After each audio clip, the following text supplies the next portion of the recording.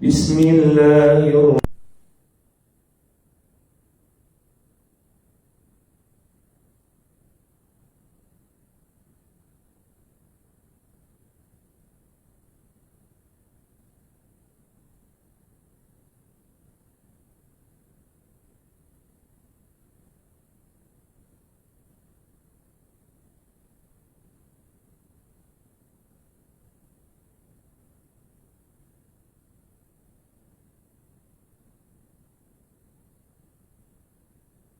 يعملون الصالحات أن لهم أجرا حسنا ماكثين فيه أبدا وينذر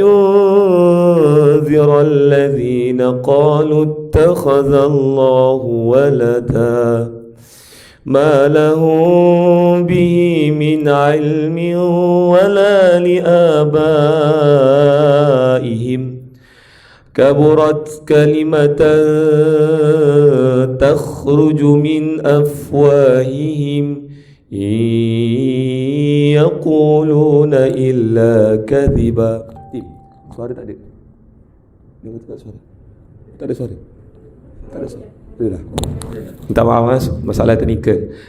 Tak ada, ada suara ke? Ada dengar suara saya? Okey, dah ada. Minta maaf, kita ulang balik yang awal tadi. Kita ulang balik daripada ayat 1 surah Kahfi sebab tak dengar tadi InsyaAllah surah Al-Kahfi ayat 1 Taranum jaharkah insyaAllah. Bismillahirrahmanirrahim.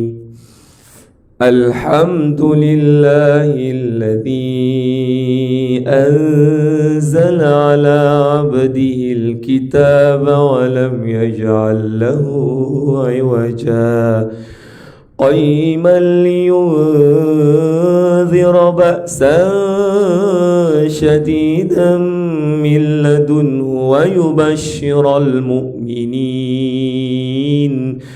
ويبشر المؤمنين الذين يعملون الصالحات أن لهم أجرا حسنا ماكثين فيه أبدا وينذر الذين قالوا اتخذ الله ولدا ما لهم به من علم ولا لآبائهم كبرت كلمة تخرج من أفواههم إن يقولون إلا كذبا فلعلك باخع نفسك على آثارهم إن لم يؤمنوا بهذا الحديث أسفا إنا جعلنا ما على الأرض زينة لها لنبلوهم أيهم أحسن عملا وإنا لجاعلون ما عليها صعيدا جرزا أم حسبت أن أصحاب الكهف والرقيم كانوا من آياتنا عجبا إذ أوى الفتية إلى الكهف فقالوا ربنا آتنا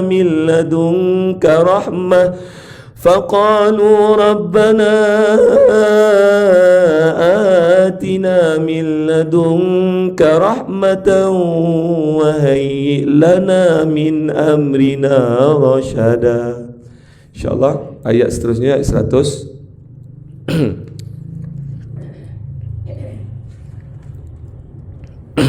Ayat 100.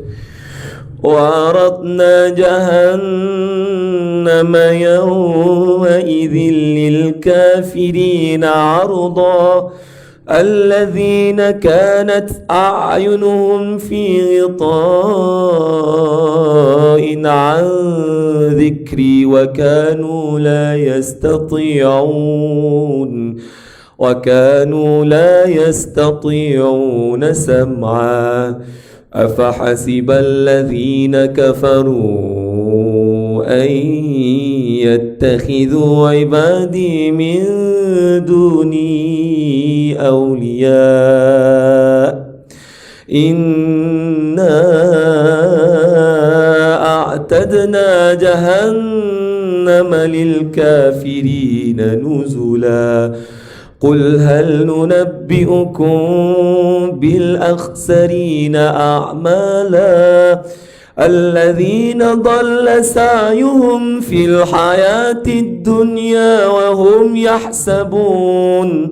وهم يحسبون أنهم يحسنون صنعا أولئك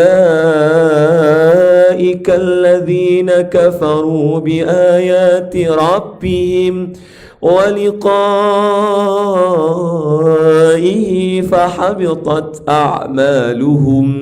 فحبطت أعمالهم فلا نقيم لهم يوم القيامة وزنا ذلك جزاؤهم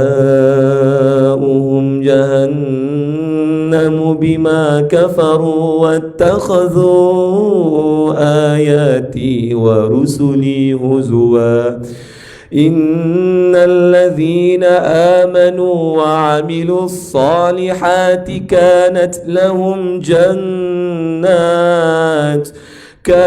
لهم جنات الفردوس نزلا خالدين فيها لا يبغون عنها حولا قل لو كان البحر مدادا لكلمات ربي لنفد البحر قبل أن تنفد كلمات ربي ولو جئنا بمثله مددا قل إنما أنا بشر مثلكم يوحى إلي أنما إلهكم إله واحد فمن كان يرجو لقاء ربه فليعمل عملا صالحا ولا يشرك بعبادة ربه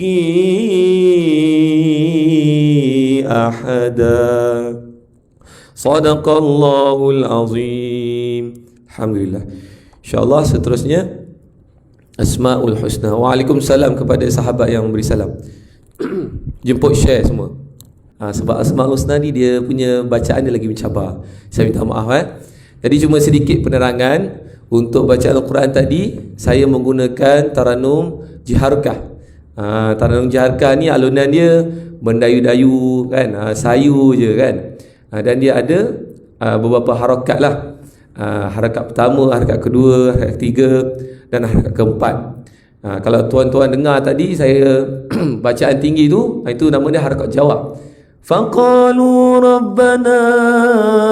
Itu kita jawab. Kalau biasa punya Alhamdulillahilladzi. Itu biasa. Tapi ini saya tak ceramah, ini saya teaser saja. Okey, jadi tanpa melengahkan masa, dengan segala hormatnya saya menjemput Ustazah Husna untuk menyampaikan slot Raudah pada pagi ini sikit. Terima kasih. Dipersilakan.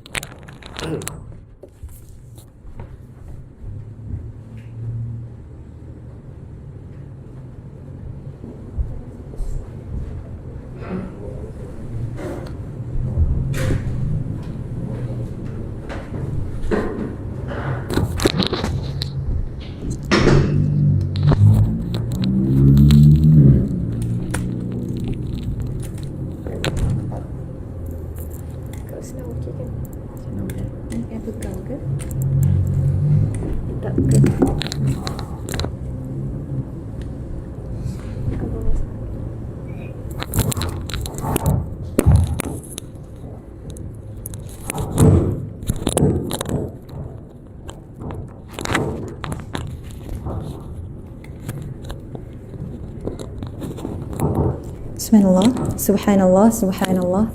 Allahumma salli ala Sayyidina Muhammad wa ala alihi wa sahbihi wasallim. InsyaAllah tuan-puan sahabat sekalian, kita buka perkongsian ilmu kita pada hari ini dengan Ummul Kitab Al-Fatihah. A'udzu billahi minasyaitonir rajim. Bismillahirrahmanirrahim. Alhamdulillahi rabbil alamin. Ar-Rahmanir Rahim. Maliki yaumiddin. Iyyaka na'budu wa iyyaka nasta'in. اهدنا الصراط المستقيم صراط الذين أنعمت عليهم غير المغضوب عليهم ولا الضالين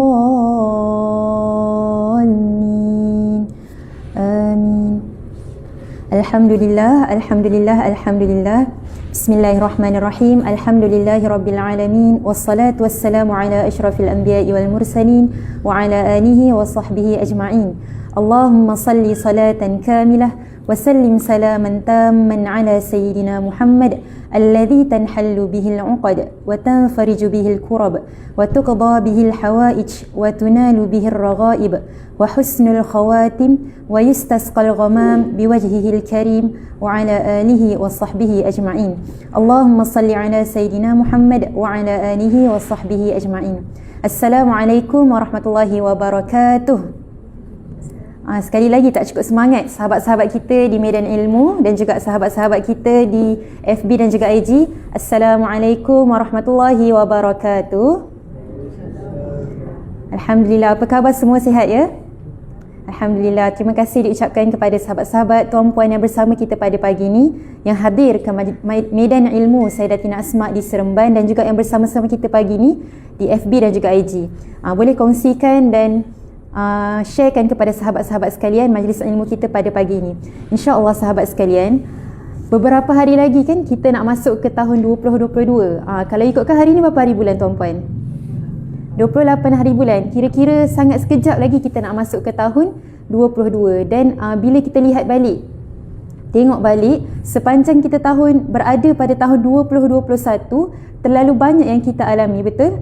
Kita alami COVID-19, ada juga kita alami bencana banjir dan sebagainya. Terlalu banyak Allah berikan nikmat dan juga ujian tu bersilih ganti. Tapi hari ni insya-Allah kita nak tengok lagi beberapa hari kita nak masuk ke tahun baru ni, tahun 2022 ni, apa sebenarnya yang kita boleh perbaiki dalam kehidupan kita. Kadang-kadang tuan-puan, orang kata bila masuk tahun baru dia nak capai sesuatu benda yang besar. Dia macam mungkin dia ada target dalam diri dia. Dia nak beli kereta, nak beli rumah, nak capai cita-cita, nak jadi jutawan dan sebagainya. Tapi tuan-puan sahabat sekalian, kadang-kadang kita terlupa benda-benda yang kecil, benda-benda yang kita nampak macam simple, nampak macam remeh saja dalam kehidupan kita, tapi benda tu kalau kita tinggalkan, dia sebenarnya tak akan membantu kita untuk capai cita-cita kita. Macam susah nak faham kan? Tak apa, Ustazah akan terangkan lebih lanjut. Tuan-puan, dalam kehidupan kita ni ada banyak perkara yang kita perlu fokuskan, betul? Kadang-kadang kita rasa ada perkara yang macam tak apalah, kita buat sambil lewa saja. Tapi hakikatnya benda itulah yang sangat-sangat patut menjadi fokus. Apa contohnya? Hari ini saya nak kongsikan dengan tuan-puan sahabat sekalian benda yang kita rasa kecil, benda yang kita rasa sedikit, tapi sebenarnya itu yang memberi makna yang besar dalam kehidupan. Okey, ada 5 perkara. Yang pertama, kita mulakan dengan yang pertama dulu. Sahabat-sahabat di medan ilmu, sahabat-sahabat di FB, di IG, boleh sama-sama kongsikan dan catatkan nota di ruangan komen supaya sahabat-sahabat kita yang melihat, menonton dapat manfaatnya. InsyaAllah saham pahala itu akan mengalir kepada tuan-puan yang kongsikan dan catatkan nota. Okey, baik. Yang pertama, apa perkara yang sebenarnya nampak macam remeh, tapi itulah sebenarnya yang memberi kesan besar, yang memberikan impak besar dalam kehidupan kita. Okey, yang pertama iaitu wuduk. Walaupun kadang-kadang kita rasa wuduk itu nampak macam simple, nampak macam remeh, hari-hari kita buat kan, hari-hari kita ambil wuduk, ambil air sembahyang. Tapi sebenarnya bila mana kita tak menyempurnakan wuduk, adakah solat kita sah? Adakah solat kita sah tuan-puan? Solat kita tak sah kalau wuduk kita tak sah. Hari ini kita nak tengok balik, ada satu hadis Nabi Muhammad SAW sebutkan, yang mana anggota tubuh kita, hakikatnya anggota tubuh kita, apa je anggota tubuh kita tuan-puan? Siapa ingat apa anggota tubuh kita? Anggota wuduk kita, anggota wuduk. Tangan, muka, kepala dan juga kaki itu adalah anggota yang wajib. Dan Rasulullah sebutkan, sesungguhnya umatku akan dipanggil pada hari kiamat kelak dengan dahi, tangan dan kaki yang berseri-seri. Disebabkan apa? Disebabkan kesan air wuduk mereka. Dan barang siapa yang mampu untuk lebihkan basuhan air wuduk, maka lakukanlah ia. Rasulullah sebut ni dalam sebuah hadis, Rasulullah sebut ni, dan hadis ini direkodkan dalam sebuah hadis yang sahih. Tuan-puan sekalian, kadang-kadang kita rasa wuduk ini satu benda yang remeh, satu benda yang simple, tapi hakikatnya Nabi Muhammad sebutkan apa? Nabi Muhammad sebut siapa yang menyempurnakan wuduk dan malahan siapa yang melebihkan sedikit anggota wuduknya, maka pada hari kiamat nanti saat kita semua tak boleh nak beza kan, sebab kita semua tak berpakaian kan, tapi umat Nabi Muhammad yang menjaga kesempurnaan wuduk akan ternampak, akan terlihat dari jauh. Sebab apa? Sebab anggota wuduknya berseri-seri. Subhanallah. Itu yang pertama. Yang pertama berkenaan dengan wuduk. Baik tuan-puan, kita pergi kepada yang kedua. Apa perkara yang kedua? Nampak seolah kecil, nampak seolah remeh, tapi ia memberi kesan yang besar kepada kehidupan kita. Yang kedua ialah khusyuk di dalam salat. Khusyuk di dalam salat perlu dimulakan dengan khusyuk di dalam wuduk. Wuduk tadi kita dah sebutlah. Okey, sekarang kita pergi kepada khusyuk di dalam salat. Dalam surah Al-Mu'minun, Allah sebutkan, qad aflahal mu'minun alladhina hum fi salatihim khashi'un. Maka berjayalah orang-orang yang beriman. Siapa yang berjaya ni? Yakni orang-orang yang khusyuk di dalam sembahyangnya.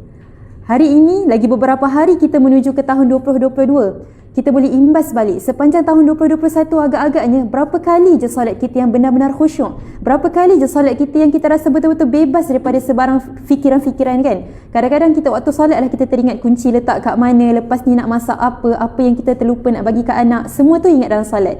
Tapi masuk tahun 2022 ni, letakkan satu azam, kalaulah kita tak mampu pun nak khusyuk sepenuh dalam waktu kita perlu ada letakkan satu usaha. Letakkanlah usaha untuk supaya kita boleh khusyuk. Sebab Rasulullah sebut, Rasulullah sebut dalam sebuah hadis, Rasulullah sebut kalau kita nak beribadah ni, ibadahlah seolah-olah kita melihat Allah. Tapi seandainya tak mampu, seandainya tidak boleh, memang kita tak boleh melihat Allah kan. Tapi anggaplah Allah tengah melihat diri kita.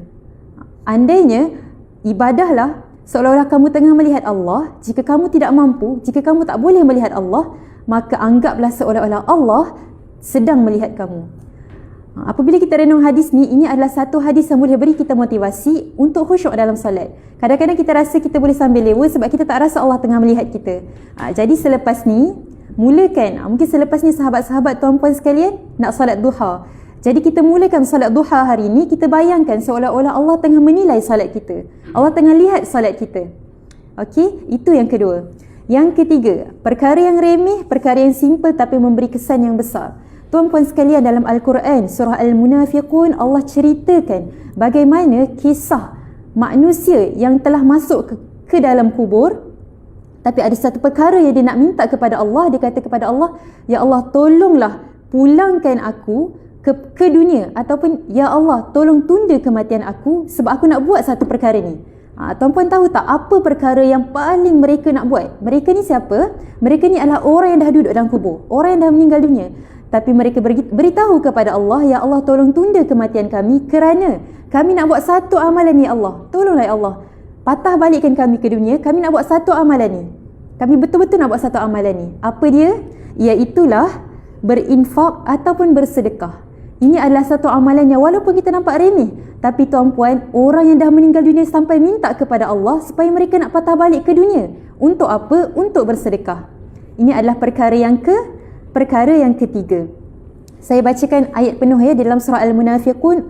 Maksudnya Allah sebutkan, dan infakkanlah sebahagian dari apa yang telah kami berikan kepada kamu sebelum kematian datang kepada salah seorang daripada kamu. Lalu dia berkata, orang yang dah meninggal dunia ini menyesali. Dia sebut kepada Allah, ya Tuhanku, sekiranya engkau berkenan untuk menunda kematian aku sedikit waktu lagi, maka supaya aku dapat bersedekah dan aku akan termasuk orang-orang yang saleh. Subhanallah. Hari ini kita masih hidup, Allah masih beri kita peluang untuk bernafas. Allah masih lagi beri kita peluang untuk hadir, berjalan, melangkah ke majlis ilmu. Allah masih lagi beri kita peluang untuk hadir ke pejabat, ke sekolah. dan masih lagi beri kita peluang untuk hidup pada hari ini. Tapi terlalu banyak peluang untuk kita bersedekah, berinfak. Tapi kita tak sedar itu adalah satu peluang yang besar. Kita tak sedar itu adalah satu peluang yang sebenarnya dinanti-nantikan oleh para ahli kubur. Jadi tuan-puan sekalian, hari ini letakkan satu azam yang mana melangkah sahaja ke tahun baru nanti, letakkan satu azam, ya Allah, aku nak lebih banyak bersedekah, berinfak pada tahun ini, insya-Allah. Itu yang ketiga tuan-puan. Insya-Allah yang keempat, nak kongsikan satu hadis Nabi yang Rasulullah sebut, demi Allah, Rasulullah sebut, demi Allah, sesungguhnya aku beristighfar kepada Allah dan memohon ampun kepada Allah setiap hari. Berapa kali? Rasulullah beristighfar kepada Allah setiap hari lebih 70 kali sehari. Ini yang Rasulullah sebut. Seandainya Rasulullah ini seorang Nabi, yakni orang yang tak mempunyai dosa, yang maksum, yang dosa-dosanya dah diampunkan oleh Allah, dosa-dosa yang terdahulu dan akan datang dah diampunkan oleh Allah. Tetapi Nabi Muhammad sendiri mengakui bahawasanya dirinya beristighfar dan memohon ampun kepada Allah lebih 70 kali sehari. Subhanallah tuan-puan. Hari ini kita cuba letakkan, kalau kita sendiri tak mampu untuk beristighfar 70 kali sehari, mulakan sedikit demi sedikit. Mungkin setiap lepas waktu salat letakkan 5 kali istighfar. Setiap lepas waktu salat 5 kali istighfar. 5 kali sampailah habis ke 5 waktu salat, dah dapat berapa istighfar? 25. Sekurang-kurangnya mulakan dengan yang sedikit, insya-Allah lama kelamaan kita tambah sedikit lagi sampailah sama seperti Nabi 70 kali beristighfar. Dan lebih baik lagi, lebih lagi daripada 70 kali. Subhanallah. Dan apa istighfar yang terbaik? Istighfar yang terbaik ialah penghulu istighfar ataupun sayyidul istighfar. Macam mana bacaan sayyidul istighfar tuan-puan? Bacaan sayyidul istighfar, Allahumma anta rabbi la ilaha illa anta khalaqtani wa ana abduka wa ana ala ahdika wa wa'dika mastata'tu a'udzu bika min syarri ma sana'tu abu'u laka bi ni'matika alayya wa abu'u laka bi dhanbi faghfirli fa innahu la yaghfiru adh-dhunuba illa anta. Istighfar yang terbaik ialah sayyidul istighfar. Kalau tuan-puan nak mencari bacaan ataupun lafaz sayyidul istighfar, boleh search penghulu istighfar ataupun sayyidul istighfar. Itu adalah bacaan istighfar yang terbaik seperti yang direkodkan dalam hadis riwayat Bukhari. Dan yang kelima, perkara-perkara yang remeh, perkara yang nampak kecil tapi memberi kesan besar, memberi impak besar ke dalam kehidupan kita. Apa yang kelima? Yang kelima ialah memilih kawan, memilih lingkungan ataupun memilih persekitaran yang baik. Yang ini saya suka untuk kongsikan hadis yang diriwayatkan oleh Ibnu Majah, sebuah hadis sahih. Ini juga adalah keadaan orang-orang beriman ketika mereka telah berada di dalam syurga. Hadis sahih yang mana orang-orang beriman ni bila mereka dah masuk ke dalam syurga, mereka bertanya kepada Allah, "Ya Allah, kenapa aku tak jumpa kawan-kawan aku yang kat dunia? Kenapa aku tak jumpa kawan-kawan aku yang bersama-sama dulu dengan aku dekat dunia?" Kemudian apa yang Allah sebut? Orang beriman ni sebut semula kepada Allah, "Ya Allah, saudara-saudara kami ni, mereka ni sewaktu di dunia, mereka salat, mereka berpuasa dan mereka mengerjakan haji bersama kami. Tetapi ya Allah, kenapa kami tak jumpa mereka di syurga?" Lalu apa yang Allah sebut kepada orang-orang beriman ni? Allah sebutkan, "Wahai orang-orang yang beriman, pergi ke neraka dan cari kawan kamu yang walaupun dalam hati dia ada sebesar biji zarah saja kebaikan, ada sebesar biji zarah saja keimanan kepada Allah." Maka apa yang orang beriman ni buat? Orang beriman ni pergi ke neraka dan tarik kawan-kawan mereka yang dulu bersama-sama mereka bersalat, berpuasa dan mengerjakan haji. Lalu mereka tarik kawan-kawan mereka dan masuk ke dalam syurga. Tuan-puan sahabat sekalian, tahukah tuan-puan sekalian, sebenarnya bila mana kita bersahabat dan berkawan dengan orang-orang yang menjaga keimanan, orang-orang yang sentiasa mengajak kita untuk buat kebaikan, orang-orang yang sentiasa mengajak kita untuk hadir majlis ilmu, mereka inilah orang-orang yang akan membela kita waktu di akhirat kelak. Di saat kita mungkin berada di neraka, na'udzubillah, tetapi akan ada sahabat-sahabat kita yang mana bersama-sama dengan kita salat berjemaah di masjid, bersama-sama dengan kita berpuasa, bersama-sama dengan kita mengerjakan haji. Maka mereka ini akan bertemu Allah. Mereka akan membela kita di hadapan Allah. Ya Allah, mereka ini adalah sahabat-sahabat kami sewaktu di dunia dulu. Sama-sama beriman, sama-sama salat kepadamu. Tapi kenapa mereka tak masuk ke dalam syurga? Maka Allah memberi izin kepada orang-orang yang beriman ini untuk panggil sahabat-sahabat yang berada di neraka. Allah sebut kalaupun di dalam hati mereka ada sebesar biji zarah sahaja kebaikan, tariklah mereka masuk ke dalam syurga. Tuan-puan, betapa besar dan terlalu besar ganjaran dan fadilat seandainya kita betul-betul memilih sahabat dan sentiasa meletakkan diri kita ni sentiasa berada dalam kalangan orang-orang yang baik. Kadang-kadang kita rasa macam tak kisahlah kita kawan dengan sesiapa pun kan, tapi hakikatnya tuan-puan, mereka inilah yang akan menjadi pembela, mereka inilah yang akan menarik kita keluar daripada neraka seandainya kita masuk neraka kelak. Na'udzubillah min zalik. Maka hari ini kita letakkan satu azam.